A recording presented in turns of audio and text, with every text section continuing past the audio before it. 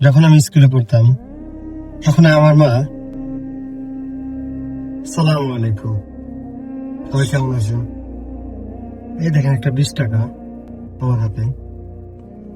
তো এখনকার এই 20 টাকা আর সেই আগের 20 টাকা, আগের বলতে আসলে যখন আমি স্কুলে পড়তাম তখন আমার মা প্রায় আমার 10 টাকা 20 টাকা দিত।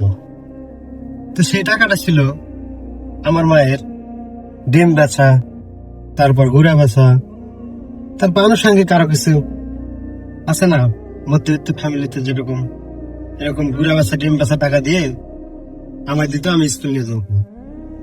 তো আসলে ওই টাকার আর এই টাকার মধ্যে গ্রামটা এখন আসলে নাই। ওই 20 টাকা যে এত মধুর ছিল সেটা আসলে ভাষা প্রকাশ করার মতো না। এখনকার 20 টাকা আর তখন মায়ের হাতে দেওয়ার 20 টাকা, আকাশ জমিন তফাৎ। হ্যাঁ, এখন হয়তো কিছু টাকা কামাই করি, কিন্তু আসলে ওই 20 টাকার মতো যত হাজার টাকায় কামাই করি সেই ঘ্রাণ আর নাই, সেই স্বাদ আর নাই। আলহামদুলিল্লাহ, মাকে অনেক ভালোবাসি। লাভ ইউ মা।